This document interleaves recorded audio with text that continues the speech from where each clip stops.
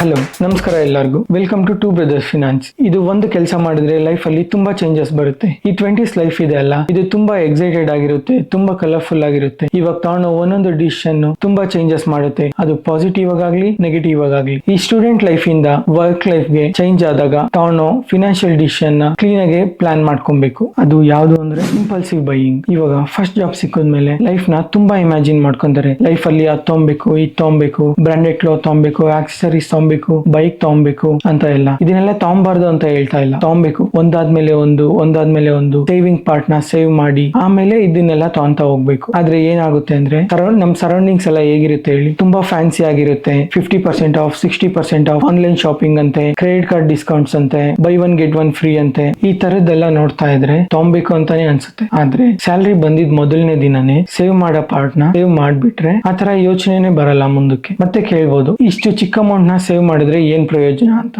ಅಥವಾ ಇವಾಗ ಸೇವ್ ಮಾಡೋದ್ರಿಂದ ಏನ್ ಪ್ರಯೋಜನ, ಇನ್ನ 5 years 10 years ಆದ್ಮೇಲೆ ಸೇವ್ ಮಾಡ್ಬೋದಲ್ಲ, ಅವಾಗಿಂದ ಸೇವಿಂಗ್ಸ್ ನ ಶುರು ಮಾಡ್ಕೊಂತೀವಿ ನಾವು ಅಂತಾನು ಹೇಳ್ಬೋದು ಕೆಲವು ಜನ. ಆದ್ರೆ ಇವಾಗಿಂದನೇ ಸೇವ್ ಮಾಡಿದ್ರೆ ಅದರಲ್ಲಿರೋ ಬೆನಿಫಿಟ್ ತುಂಬಾ ದೊಡ್ಡದು. ಯಾವ್ದೇ ಆಗ್ಲಿ ಸ್ಮಾಲ್ ಅಮೌಂಟ್ ಲಾಂಗ್ ಟರ್ಮ್ ಅಲ್ಲಿ ತುಂಬಾ ವರ್ಕ್ ಆಗುತ್ತೆ. ಪವರ್ ಆಫ್ ಕಾಂಪೌಂಡಿಂಗ್, ಇದು ಎಲ್ಲರೂ ಕೇಳಿದಿರಾ. ನಮ್ಗೆ ಪ್ರೈಮರಿ ಸ್ಕೂಲ್ ಎಲ್ಲ ಇದೆಲ್ಲ ಟೀಚ್ ಮಾಡಿದ್ದಾರೆ, ಪವರ್ ಆಫ್ ಕಾಂಪೌಂಡಿಂಗ್ ಹೆಂಗ್ ವರ್ಕ್ ಆಗುತ್ತೆ ಅಂತ. ಇವಾಗ ಸ್ಮಾಲ್ ಅಮೌಂಟ್ ನ ಸೇವ್ ಮಾಡ್ತಾ ಹೋದ್ರೆ ಅದು ಲಾಂಗ್ ರನ್ ಅಲ್ಲಿ ತುಂಬಾ ಬೆಳೆಯುತ್ತೆ. ಅದನ್ನೇ ಪವರ್ ಆಫ್ ಕಾಂಪೌಂಡಿಂಗ್ ಅಂತಾರೆ. ಅದು ಯಾವ ತರ ಅಂತ ಅಂದ್ರೆ, ಒಂದು ಎಕ್ಸಾಂಪಲ್ 5,000 ಇದೆ. ಇವಾಗ ಆ 5,000 ನ ಸೇವ್ ಮಾಡಿದ್ರೆ 5 years ವರೆಗೂ 3 lakhs ಆಗುತ್ತೆ. ಅದಕ್ಕೆ ಬರೋ ಇಂಟ್ರೆಸ್ಟ್ 1,10,000 ಆಗುತ್ತೆ. ಅದೇ 5 years ಇಂದ 10 years ಗೆ ಇನ್ಕ್ರೀಸ್ ಮಾಡಿ ನಿಮ್ಗೆ ಕ್ಯಾಪಿಟಲ್ 6 lakh ಆಗುತ್ತೆ. ಆದ್ರೆ ಬಂದಿರೋ ಇಂಟ್ರೆಸ್ಟ್ 5 lakh ದಾಟುತ್ತೆ. ಇದನ್ನೇ ಪವರ್ ಆಫ್ ಕಾಂಪೌಂಡಿಂಗ್ ಅಂತಾರೆ. 5 years ಸೇವ್ ಮಾಡಿದಾಗ ನಿಮ್ಗೆ ಬಂದಿರೋ ಇಂಟ್ರೆಸ್ಟ್ 1 lakh ಮಾತ್ರನೇ. ಆದ್ರೆ ಅದನ್ನ 5 year ಇನ್ಕ್ರೀಸ್ ಮಾಡಿದಾಗ ಬಂದಿರೋದು 6 lakh ಆಗುತ್ತೆ. ಇದನ್ನೇ power of compounding. Long term ಅಲ್ಲಿ ಮಾತ್ರನೇ ಇದು ವರ್ಕ್ ಆಗುತ್ತೆ,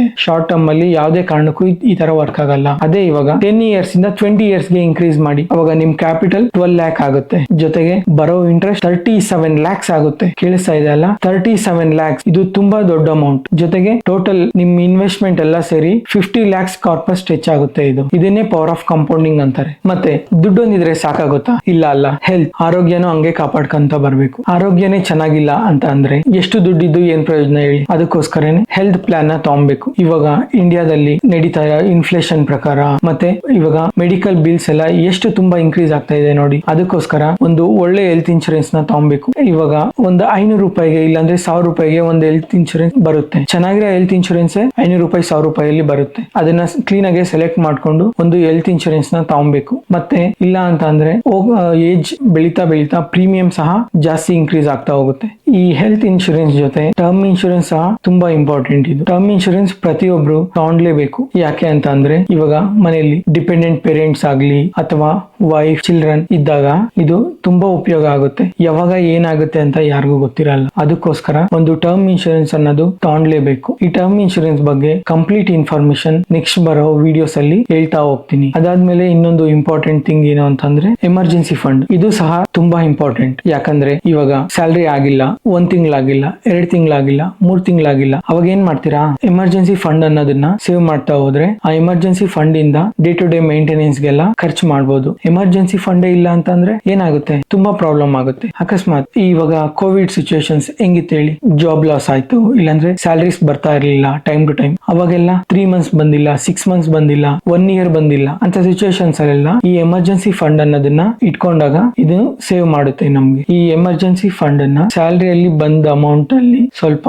ಎಮರ್ಜೆನ್ಸಿ ಫಂಡ್ ಗೋಸ್ಕರನೇ ಅಂತ ತೆಗ್ದಿಕ್ಕಿ ಸೇವ್ ಮಾಡಬೇಕು. ಮತ್ತೆ ಫೈನಲ್ ಆಗಿ ಬಜೆಟಿಂಗ್. ಲಾಸ್ಟ್ ವಿಡಿಯೋದಲ್ಲಿ ಹೇಳ್ದಂಗೆ ಯಾರಾದ್ರೂ ಬಜೆಟ್ ನ ಟ್ರೈ ಮಾಡಿದ್ರೆ 50-30-20 ರೂಲ್ ನ ಟ್ರೈ ಮಾಡಿದ್ರೆ ಕಮೆಂಟ್ ಸೆಕ್ಷನ್ ಅಲ್ಲಿ ಕಮೆಂಟ್ ಮಾಡಿ. ಈ ವಿಡಿಯೋದಲ್ಲಿ ಹೇಳ್ದಂಗೆ ಪ್ರತಿಯೊಂದನ್ನು ಇಂಪಲ್ಸಿವ್ ಬೈಯಿಂಗ್ ಮಾಡಬೇಡಿ. ಸೇವಿಂಗ್ ಪಾರ್ಟ್ ನ ಸೇವ್ ಮಾಡಿ. ಕಾಂಪೌಂಡ್ ಆಗುತ್ತೆ, ಕಾಂಪೌಂಡ್ ಆಗಿ ಕಾಪಸ್ ಬಿಲ್ಟ್ ಆಗುತ್ತೆ ಲಾಂಗ್ ರನ್ ಅಲ್ಲಿ. ಮತ್ತೆ ಹೆಲ್ತ್ ಇನ್ಶೂರೆನ್ಸ್ ಮತ್ತೆ ಟರ್ಮ್ ಇನ್ಶೂರೆನ್ಸ್ ನ ಕ್ಲೀನ್ ಆಗಿ ಸೆಲೆಕ್ಟ್ ಮಾಡ್ಕೊಳ್ಳಿ. ಮತ್ತೆ ಎಮರ್ಜೆನ್ಸಿ ಫಂಡ್ ಅನ್ನ ತೆಗ್ದಿಡಿ ಸೈಡ್ಗೆ, ತುಂಬಾ ಉಪಯೋಗ ಆಗುತ್ತೆ. ಈ ವಿಡಿಯೋದಲ್ಲಿರೋ ಕಂಟೆಂಟ್ ಇಷ್ಟ ಆದ್ರೆ ಲೈಕ್ ಮಾಡಿ, ಶೇರ್ ಮಾಡಿ, ಸಬ್ಸ್ಕ್ರೈಬ್ ಮಾಡಿ. Thank you.